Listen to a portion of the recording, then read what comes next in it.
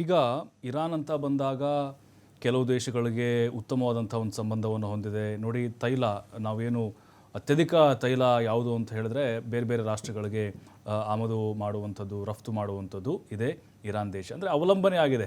ಆದರೆ ಭಯೋತ್ಪಾದನೆಗೆ ಕುಮ್ಮಕ್ಕು ಕೊಡುವಂತಹ ಒಂದು ಪ್ರಯತ್ನಗಳು ಅಥವಾ ಅಣುಬಾಂಬನ್ನು ಹಾಕ್ತೀವಿ ಅನ್ನುವಂತಹ ಬೆದರಿಕೆಗಳನ್ನು ಯಾವ ದೇಶವೂ ಕೂಡ ಇಲ್ಲಿ ಸಹಿಸೋಕೆ ಆಗೋದಿಲ್ಲ. ಸುನಿಲ್ ಸರ್, ನೀವು ಹೇಳ್ತಾ ಇದ್ರಿ ಈಗ ಬೆಂಬಲವನ್ನು ಕೊಡ್ತಾ ಇದೆ ಅದು ಉಗ್ರರಿಗೆ, ತ್ರಿಬಲ್ ಎಚ್ ನಾವು ಕೇಳಿದ್ದೇವೆ. ಆದರೆ ಈಗ ಅಮೆರಿಕದ ಉದಾಹರಣೆ ಕೊಡ್ತಾ ಇದ್ದಲ್ವ? ಹಾಗಾದರೆ ಅಮೆರಿಕ ಏನು ಇಂಡೈರೆಕ್ಟ್ ಆಗಿಯೇ ಭಯೋತ್ಪಾದಕರನ್ನು ಸಾಕ್ತಾ ಇದೆ ಅನ್ನುವಂಥ ಆರೋಪ, ತಮ್ಮ ಕೆಲಸವನ್ನು ತಮ್ಮ ಬೇಳೆಯನ್ನು ಬೇಯಿಸ್ಕೊಳ್ಬೇಕಾದ್ರೆ ಅನ್ನೋದು. Everything is fair in love and war ಅಂತ ಆದಾಗ ಇಸ್ರೇಲ್ ಮತ್ತೆ ಅಮೆರಿಕ ಮಾಡ್ತಿರೋದು ಹೇಗೆ ತಪ್ಪಾಗುತ್ತೆ? Everything is fair in love and war, right? ಅದನ್ನು ಬಿಟ್ಟು let us look into the other aspect. ಏನಂತ ಹೇಳಿದ್ರೆ, ಈಗ ಇನ್ಫ್ಲೇಷನ್ ಎಲ್ಲಿ ಬಂದು ನಿಂತಿದೆ ನೋಡಿ. ಈಗ self sustaining economy called Iran ಅಂತ ನಾವು ಹೇಳಿದ್ರೆ, Iran inflation rate around near 40% ಇದೆ ಇವತ್ತು. If they are self sustaining, ಅಲ್ಲಿ ಪರ್ ಕ್ಯಾಪಿಟಲ್ ಇನ್ಕಮ್ ಏನಿದೆ ಅದು $120 ಹತ್ರ ಇದೆ. ಅವರ ಫುಡ್ ಕಾಸ್ಟ್ ಏನಿದೆ ಒಂದು ಫ್ಯಾಮಿಲಿಗೆ ಇವತ್ತು $400 ಬೇಕ್ರಿ. This is what their regime have done for their people. Protest ಏನಕ್ಕೆ ನಡೀತಾ ಇದೆ? ಒಂದು ಗೌರ್ಮೆಂಟ್ ಚೇಂಜ್ ಮಾಡಿ ಪ್ರಜಾಪ್ರಭುತ್ವದಲ್ಲಿರುವಂಥ ಇನ್ನೊಬ್ಬ ನಾಯಕನನ್ನು ಕೂಡಿಸಿ ಅಂತ ನಡೆಯೋ ಗಲಾಟೆ ಬೇರೆ. ಒಬ್ಬ ಮಿಲಿಟರಿ ಡಿಕ್ಟೇಟರ್ ಆರ್ ರಾದರ್ ಒಬ್ಬ ಕಮ್ಯುನಲ್ ಡಿಕ್ಟೇಟರ್ನ ಚೇಂಜ್ ಮಾಡಿ ನಮಗೆ 1979 ಮುಂಚೆ ಯಾವ ರೆಜಿಮ್ ಇತ್ತು ಅದನ್ನು ತಂದು ಕೂಡಿಸಿ ಅಂತ ಹೇಳೋದು ಬೇರೆ. ಆ ರೀತಿ ನಡೀತಿದೆ ಇವತ್ತು ಇರಾನ್ ಒಳಗಡೆ. ಸೊ ಎಲ್ಲಿದೆ ಪ್ರಾಬ್ಲಮ್? ರ್ಯಾಡಿಕಲೈಸ್ಡ್ ಆಗಿದೆ, ಅದನ್ನು ಅಕ್ಸೆಪ್ಟ್ ಮಾಡ್ಕೋಬೇಕು. ಯಾರೇ ರ್ಯಾಡಿಕಲೈಸ್ ಮಾಡಲಿ, ಅದು ಯಾವುದೇ ಆಗ್ಬೋದು ಧರ್ಮ. Radicalisation is wrong. Israel is not radicalised, US is not radicalised. Radicalisation ಮಾಡಿ why death to Israel, death to America? ಅವ್ರು ಇವತ್ತು ಅವ್ರಿಗೆ ಅರಬ್ ಕಂಟ್ರಿ ಒಳಗಡೆನೆ ಇವತ್ತು ಅರಬ್ ಪಾರ್ಟ್ನರ್ಸ್ ಇಲ್ಲ ಅವರಿಗೆ. ಯಾಕಂತ ಹೇಳಿದ್ರೆ ಈ ಹುಚ್ಚು ನಾಯಕ ಇದಾನಲ್ಲ ಖಮೇನಿ, ಅವನು ಹೇಳ್ತಾನೆ we are supreme, we are not even Arabs, we are Persians. Saudi Arabia ಇವತ್ತು ನಗ್ತಾ ಇದೆ ಒಳಗೊಳಗಡೆ, ಕತಾರ್ ನಗ್ತಾ ಇದೆ ಇವತ್ತು ಇರಾನ್ ಮೇಲೆ. ನಿಮ್ದೆಲ್ಲ ಒಂದೇ ಅಲ್ವಾ ಗ್ರೂಪು? ಯಾಕೆ ಅವ್ರು ಯಾಕೆ ಸಪೋರ್ಟ್ ಮಾಡ್ತಿಲ್ಲ ನಿಮಗೆ? So that's where you are standing today. Please smell the coffee.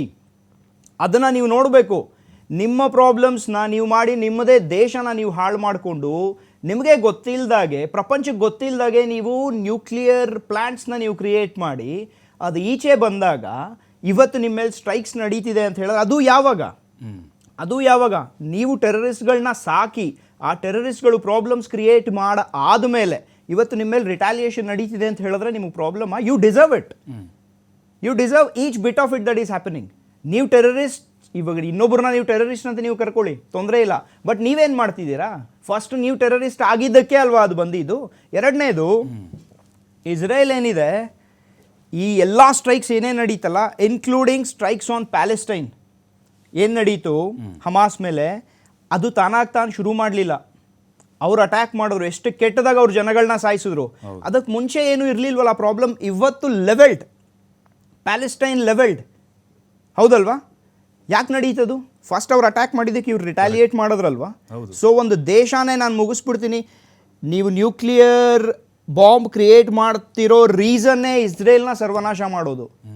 ನೀವು ನನಗೆ ಬಂದು ಹೊಡಿತೀನಿ ಅಂದಾಗ ನನ್ನನ್ನು ಡಿಫೆಂಡ್ ಮಾಡ್ಕೊಳ್ಳೋ ರೈಟ್ಸ್ ನನಗಿದೆ, ಇದೆಯೋ ಇಲ್ವೋ? ಇವತ್ತು ಎಕ್ಸಾಕ್ಟ್ಲಿ ಅದನ್ನೇ ಮಾಡ್ತಿದೆ. ನನಗೆ ಅಮೆರಿಕ ಸಪೋರ್ಟ್ ಇಲ್ಲ ಅಂದ್ರೂ ನಾನು ಹೋಗ್ತೀನಿ ಅಂತ ಇವತ್ತು ಇಸ್ರೇಲ್ ಹೇಳಿದೆ. ಬೆಂಜಮಿನ್ ನೆತನ್ಯಾಹು ಅದನ್ನು ಹೇಳಿದ್ದಾರೆ. ಸೊ ಬೀಟ್, ಪ್ರತಿ ದೇಶಕ್ಕೂ ಇದೆ ಅಲ್ವಾ? Let Iran defend it self. ಭಯ ಏನು? Yes sir. ವೆಂಕಟೇಶ್ ಸರ್, ಈಗ ಅಂತಾರಾಷ್ಟ್ರೀಯ ವರ್ಲ್ಡ್ ವೈಡ್ ನಾವು ನೋಡೋದಾದರೆ ಈಗ ಇರಾನ್ ಅಲೋನ್ ಅಂತ ಏಕಾಂಗಿ ಆಯಿತು ಅಂತ ಅನ್ನಿಸ್ತಾ ಇದೆಯಾ? ಇಸ್ರೇಲ್ಗೆ ಸಪೋರ್ಟ್ ನೋಡ್ತಾ ಇದ್ರೆ ಈಗ ಅಮೆರಿಕ ಬಂತು, ಇರಾನ್ನ ಸಪೋರ್ಟ್ಗೆ ಅರಬ್ ಕಂಟ್ರಿಗಳೇ, ಇಸ್ಲಾಮಿಕ್ ಕಂಟ್ರಿಗಳೇ ಬರ್ತಿಲ್ಲ ಅನ್ನುವಂಥ ಚರ್ಚೆ ಆಗ್ತಾ ಇದೆ ಈಗ. ಈಗ ನೋಡ್ರಿ, ಈಗ ನಾನು ಮೊದಲೇ ಹೇಳಿದ್ದೆ, America and Israel they are partners in crime. They are together right for last 50 years. So there is not a new thing. ಇದು ಏನಂತಂದ್ರೆ ಇರಾನ್ ಜೊತೆಗೆ ಸಪೋರ್ಟಿಗೆ ಬರ್ತಾರೋ ಇಲ್ಲೋ, ಅಥವಾ ಯಾವ ತರ ಏನಪ್ಪಾ ಅಂದ್ರೆ ಅಲೈನ್ಸಸ್ ಫ್ರೆಶ್ ಡೆವಲಪ್ ಆಗ್ತದೋ ಇದು ಮುಂದಿನ ವಿಷಯ. ಬಟ್ ಇರಾನ್ ಏನಪ್ಪಾ ಅಂದ್ರೆ ಯಾರು ಸಪೋರ್ಟ್ ಇಲ್ಲದೆ ಇದ್ರೂ ನಾನು ಸ್ವಂತ ಫೈಟ್ ಮಾಡ್ತೇನೆ ಇಸ್ರೇಲ್ ಅಂತಕೊಂಡ್ ಆ ಕೆಪಾಬಿಲಿಟಿ ಆಲ್ರೆಡಿ ಡೆವಲಪ್ ಮಾಡ್ಕೊಂಡಿದ್ದಾರೆ. ಅವ್ರ missiles are speaking, not what we sit in debate ಇದೇನಪ್ಪ ಟಿವಿ ಸ್ಟುಡಿಯೋ ಅಂಡ್ ಡಿಸ್ಕಸ್. ಇದು ಇಸ್ರೇಲ್ದಲ್ಲಿ ಏನಿದೆ ಅಂದ್ರೆ ಅವ್ರದ್ದು ಇಂಟೆಲಿಜೆನ್ಸ್ ಸಿಸ್ಟಮ್ ಫಸ್ಟ್ ಕ್ಲಾಸ್ ಇದೆ. ಇಂಟೆಲಿಜೆನ್ಸ್ ಫಾರ್ ಅಥೆಂಟಿಕ್ ಇದೆ, ಮೊಸಾದ್ ಇಂಟೆಲಿಜೆನ್ಸ್ ಏಜೆನ್ಸಿ. ಅದರಿಂದ ಏನ್ ಮಾಡಿದ್ರು, ಈ ಹಮಾಸ್ ಕ್ರಿಯೇಟ್ ಮಾಡಿದ್ರು ಯಾರು, ಇವ್ರು ಸೇಮ್ ಇಸ್ರೇಲ್ದವ್ರು ಕ್ರಿಯೇಟ್ ಮಾಡಿದ್ರು ಅಗೇನ್ಸ್ಟ್ ಏನಪ್ಪ ಅಂದ್ರೆ ಪ್ಯಾಲೆಸ್ಟೈನ್. ಯಾಕಂದ್ರೆ ಅಲ್ಲಿ ಒಂದು ಲೀಡರ್ಶಿಪ್ ಗೆ ಟಸಲ್ ಇರ್ಲತ್ತಿಕ್ಕೊಂದು. ನನಗೆ ಒಂದು ವಿಷಯ ಅರ್ಥ ಆಗ್ತಾ ಇಲ್ಲ, ಇದು ಏನಪ್ಪಾ ಅಂದ್ರೆ whenever there is a threat to the chair, then divert the attention of the people. And the best way to divert the attention ಏನಪ್ಪಾ ಅಂದ್ರೆ ಯುದ್ಧದ ಮೈದಾನಕ್ಕೆ ಹೋಗ್ರಿ. This is what exactly Netanyahu did. ನಿಮ್ ಇಂಟೆಲಿಜೆನ್ಸ್ ಎಷ್ಟು tight ಇದೆ, ಎಷ್ಟು authentic ಇದೆ ಅಂದ್ರೆ, ಒಬ್ಬ ಸೋಲ್ಜರ್ ಬಾರ್ಡರ್ ಕ್ರಾಸ್ ಮಾಡಿದ್ರೆ ನಿಮಗ್ ಗೊತ್ತಾಗ್ತದ. ಅಂತ ಟೈಮ್ದಲ್ಲಿ ಇಷ್ಟು ಇದೇನಪ್ಪ ಅಂದ್ರೆ ಹಮಾಸದ ರಾಕೆಟ್ಸ್, ಹಮಾಸದ ಏನಪ್ಪಾ ಅಂತಂದ್ರೆ ಸೋಲ್ಜರ್ಸ್ ಏನಪ್ಪಾ ಅಂದ್ರೆ ಗ್ಲೈಡರ್ ತಗೊಂಡು ಬಂದು ನಿಮ್ದು ಏನಪ್ಪಾ ರೈಸಿಂಗ್ ಡೇ ಫಂಕ್ಷನ್ ಅಲ್ಲಿ ಬಂದು ಅವ್ರ ಮುಖಾಂತರ ಕಿಡ್ನಾಪ್ ಮಾಡ್ಕೊಂಡು ಹೋಗ್ತಾರಂತಂದ್ರೆ ಎಲ್ಲಿ ಹೋಗಿರ್ತಾರೆ ನಿಮ್ಮ intelligence? It is all created. ತಮ್ಮ ಚೇರ್ ಇದನ್ ಮಾಡಕ್ to save Netanyahu is fighting for ಏನಪ್ಪಾ ಅಂದ್ರೆ his chair, is not fighting for Israel.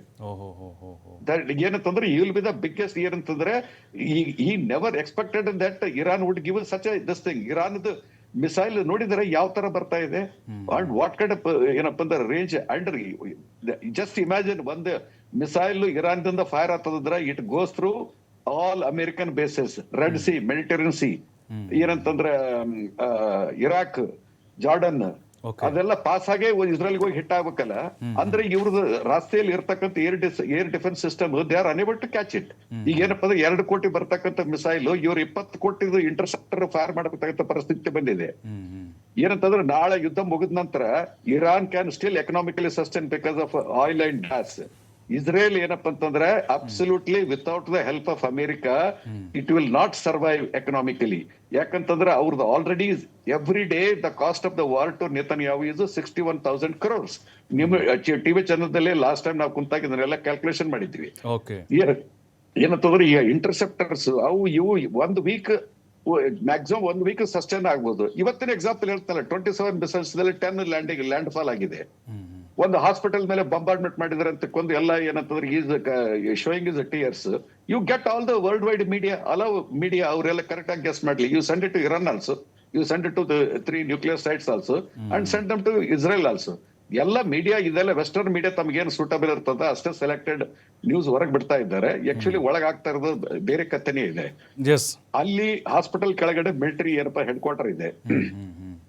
ಅಂದ್ರೆ ಏನಂತಾರೆ, ಯು ಹ್ಯಾವ್ ಮೇಡ್ ಏನಪ್ಪಾ ಅಂದ್ರೆ hospital as A human shield.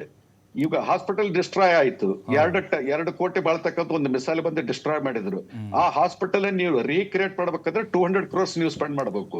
It is not that ಏನಪ್ಪಾ ಅಂದ್ರೆ direct cost of the war calculate ಮಾಡ್ಬೇಕಿಲ್ಲ. Indirect cost ಏನಪ್ಪಾ 3 to 4 ಫೋರ್ಟ್ಸ್ ಇದೆ. ನಾಳೆ ಇಸ್ರೇಲ್ದು ಮುಂದಿನ economic situation without American help it will perish. It will not be able to sustain economically. Yes.